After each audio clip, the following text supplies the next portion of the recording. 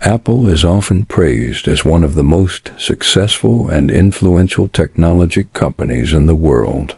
Its products are marketed as premium, innovative, and user-friendly, and its brand loyalty is among the strongest of any corporation. However, beneath the polished marketing and sleek design lies a company that in many ways fails consumers.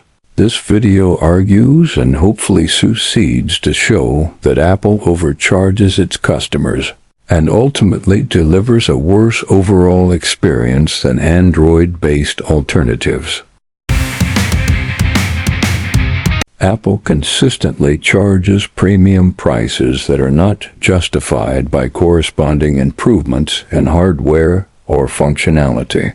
Compared to competitors, Apple devices often include less storage features and more restrictive software, while costing significantly more. Much of what consumers are paying for is branding rather than tangible value. This pricing strategy exploits customer loyalty rather than rewarding it. In addition, Apple relies on aggressive upselling tactics to extract more money from users after the initial purchase. Essential accessories such as chargers, cables, and adapters are sold separately at inflated prices, despite being inexpensive to manufacture. Storage upgrades are artificially tiered, forcing customers to pay hundreds of extra dollars for minimal increases that cost Apple very little. These practices create the impression of choice while funneling users toward higher profit margins. Apple's repair policies further reinforce this exploitative model. Devices are intentionally designed to be difficult or impossible to repair independently, discouraging third-party repairs and forcing consumers into Apple's expensive service ecosystem. As a result, minor issues can lead to costly repairs or full device replacements, increasing long-term ownership costs and benefiting Apple at the consumer's expense.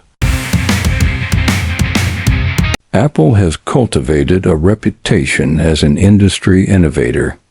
Yet much of this image is built on marketing rather than leadership in technology. In reality, Apple often adopts features years after they have already been standard on competing devices. Technologies such as OLED displays, high refresh rate screens, always-on displays, and advanced widgets were widely available on Android phones long before Apple introduced them. When Apple finally implements these features, they are often more limited than their competitors' versions. Instead of pushing boundaries, Apple tends to wait until technologies are mature and low risk, then repackage them as revolutionary. This conservative approach reduces risk for the company, but slows genuine progress within the industry. By relying on presentation and branding rather than true innovation, Apple maintains the illusion of leadership while largely following trends set by others. The result is a company that appears cutting edge while rarely being first or best in meaningful technological advancements. Cult-like brand loyalty. Apple's marketing strategy goes beyond promoting products and instead encourage consumers to form an emotional identity around the brand. Many users do not simply prefer Apple products. They associate them with status, intelligence, or superiority. This creates an environment where loyalty is based on identity rather than objective evaluation. As a result, criticism of Apple is often dismissed or aggressively defended against, even when concerns are well-founded. Removed features, higher prices, or restrictive policies are frequently justified as intentional design choices rather than acknowledged as drawbacks. This behavior mirrors cult-like dynamics, where questioning the group or leader is discouraged. This blind loyalty benefits Apple by reducing consumer pressure to improve. When customers stop demanding better value or innovation, the company is free to prioritize profit and control without fear of backlash. Apple is known for intentionally limiting the capabilities of its own hardware and software, not because of technical constraints, but to maintain control over the user experience and future upgrade paths. Many Apple devices are capable of far more than the software allows, yet features are restricted to preserve simplicity or exclusivity. Examples include slower charging speeds, limited customization, restricted file access, and aggressive background app management. These limitations reduce user freedom and make Apple devices feel less capable than their hardware suggests. In contrast, competing platforms often allow users to fully utilize their device's potential. Apple has also faced controversy for slowing down older devices under the justification of battery health management. While framed as a protective measure, this practice reinforced perceptions of planned obsolescence and further eroded consumer trust. Rather than empowering users, Apple prioritizes control and predictability. Apple frequently promotes its ecosystem as a major advantage, emphasizing seamless integration between devices and services. While this integration can be convenient, it comes at the cost of user freedom and flexibility. Once consumers invest in multiple Apple products, leaving the ecosystem becomes expensive and inconvenient. Apple reinforces this dependence by limiting compatibility with non-Apple devices and services. Data transfers, accessory compatibility, and feature support are often restricted outside the Apple ecosystem, discouraging users from exploring alternatives. What appears to be convenience is often strategic lock-in.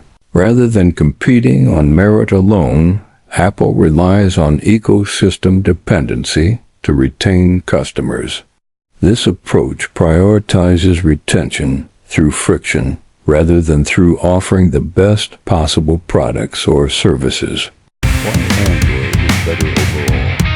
Android devices generally offer greater value, flexibility, and innovation compared to Apple products. The Android ecosystem includes a wide range of manufacturers, allowing for competition that drives faster technological advancement and better pricing for consumers.